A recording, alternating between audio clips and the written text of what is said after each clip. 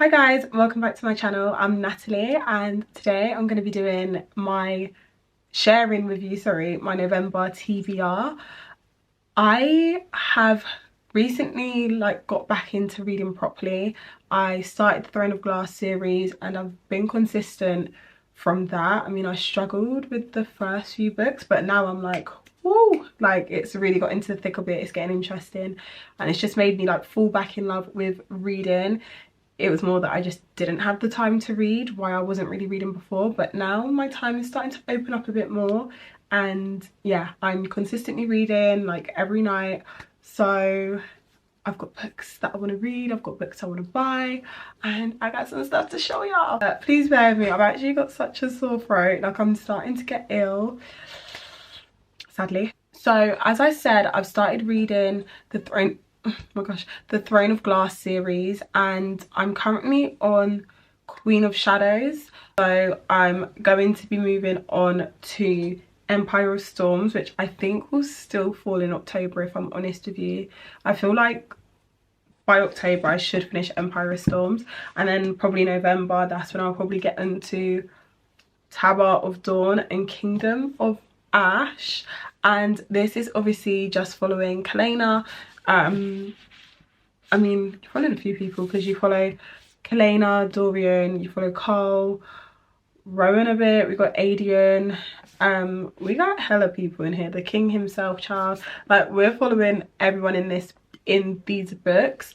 Manon as well, we're following the witches now too. So you follow a lot of people in these books, but I feel like it really does help at the beginning that child, I need to remember which one's which. It's Dawn and Ash, so I don't forget the way it goes round.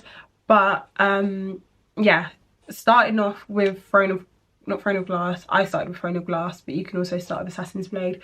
Starts off slow. The whole series starts off super slow, and I was warned of this by some people that I work with. They said you just got to stick with it, and it was hard to get through the first 3 books. By the 4th one, which is Heir of Fire, it started to pick up a bit and I was like, right, I can get into this now.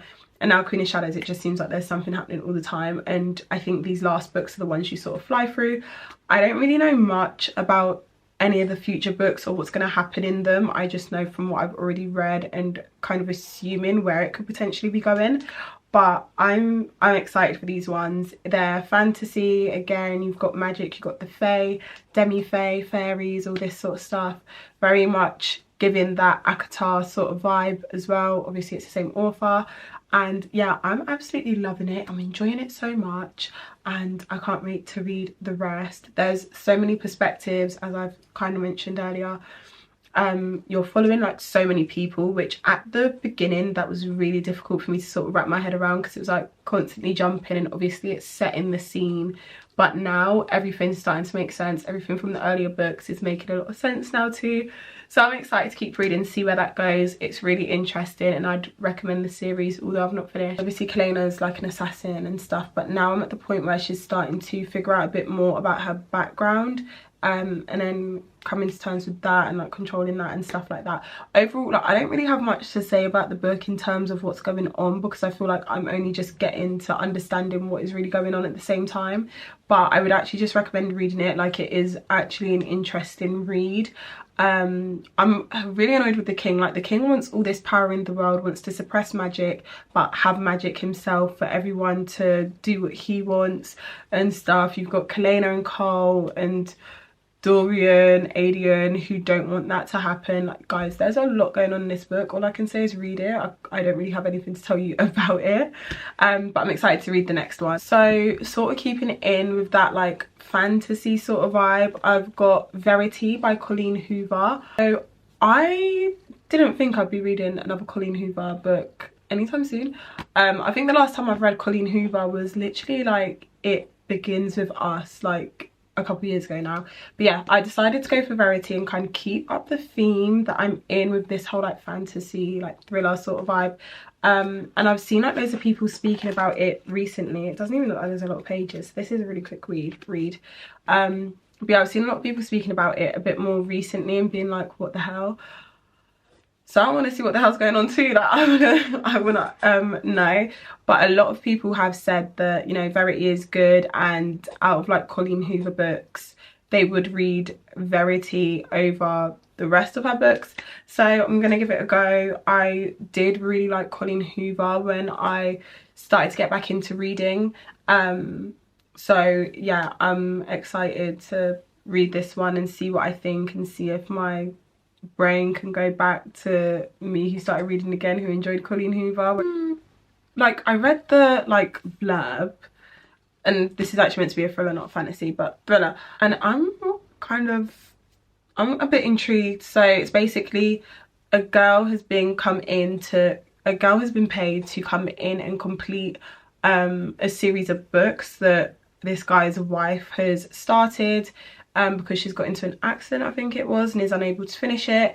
She, in like taking on this role, this job, sees a manuscript of an autobiography that the lady that can't no longer write the series, so Verity, cannot continue writing. A manuscript for an autobiography no one was meant to read.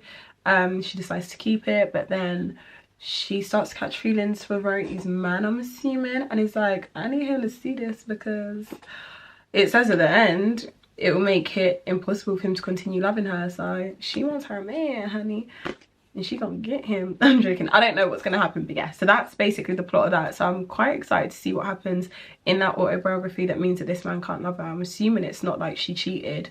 I'm assuming it has to be some real crazy business has gone down. So let's see how that goes. Also got First Down by Grace Riley, and I bought this because I just saw it was like meant to be a good read. It said on Amazon, so we'll see how good that is. This is another short one. I think it's just like 300, not even 300 pages. Again, I don't know what it's about. I know it's a romance, and I did want to have another romance read, so I'm gonna have to read the blurb. So clearly we've got some dual perspective. We've got James and Bex. Oh, okay, yes, I remember this one. This was one where the guy, like, he wants to go to the NFL, but he's like failing in college, so he needs like a tutor, someone to help him. And then it's a girl, Bex, I'm assuming, who ends up helping him in the lessons that he needs to do well in, otherwise he fails and doesn't get to go to thing. I don't know, whoever's from America who watches this, you know how your American system works, because that's not how it goes down here in England. She's saying that she doesn't mess around with athletes. He wants help with writing a class they're both stuck taking, but his teammate is also her cheating ex that won't leave her alone, and she needs to show that she's moved on. So I think she's gonna fake dating. We've got a fake dating trope. I love a fake dating trope. So yeah, I'm excited to read this now that I've figured that bit of information out. It's giving me a bit of, what, not wildfire, icebreaker sort of vibe. Like, not really, but like just like the First Down, the fact that it's like sport and in college. That is literally as far as it goes. It's reminding me of icebreaker. So Fourth Wing is the other book that I do want to read, and I think I'd be really excited to read this one because sorry, my chair is so squeaky, it's so bad.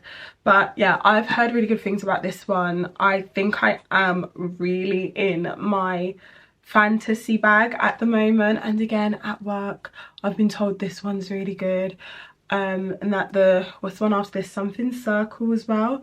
But I'm just really loving fantasy. Like, I just think they're real page turners, which I love, and just keeps me hooked. And like, I have to use my brain to think with fantasy books, which it's just such a nice escapism. Whereas like romance, I don't have to use my brain, so I don't feel like I really get to escape from my normal life, much of them. I'm gonna just read the blurb of this one because again, I don't know what it is. I've just been told that it's good, and these days I just go based off of, if I'm told it's good, I'm gonna just read it and go from there. I don't even really want to know about the book. I kind of want to go in blind these days. So I'm gonna ruin that and read the blurb. Violet Sorrentino expected to live a quiet life surrounded by books until she was forced onto the world's deadliest training ground. She must fight to join the army's elite dragon riders, but dragons don't choose fragile riders, they incinerate them, and when your body breaks as easily as Violet's does, death is only a heartbeat away. Many would kill Violet to better their own chances of success. The rest would kill her simply because of her last name, including the ruthless Xaden Rierson, her family's greatest enemy. With the odds stacked against her, Violet must use every edge her wits can give her just to see the next sunrise. Because once you enter Basgiath War College, there are only two ways out: graduate or die. That ain't telling me nothing. That ain't told me shit. I don't have a clue what the hell this is truly about, other than Acacia's fighting. I guess it's a bit like Helena in like the Glass Throne, fighting to be the king's champion. But I mean, she's already a tough cookie anyway, like before that. But yeah, either way, excited to read this because again, I've only heard good things about Fourth Wing. I've not heard anything bad about it thus far. So therefore, you're on my TBR and you will be read. And I've been really excited to read this one actually. So I can't wait. Again, I cannot wait. I cannot wait. That is all the books that I want to read in the month of November, and all the books I'll probably have time to read as well. If anyone's read any of these, leave like your little review of it in the comments, or if you want to read any of these. And then yeah, I think once I read these, I'm going to be needing to buy some books. So yeah, recommendations down below as well if you have any. Thank you so much for watching, and I'll see you in the next one. Bye.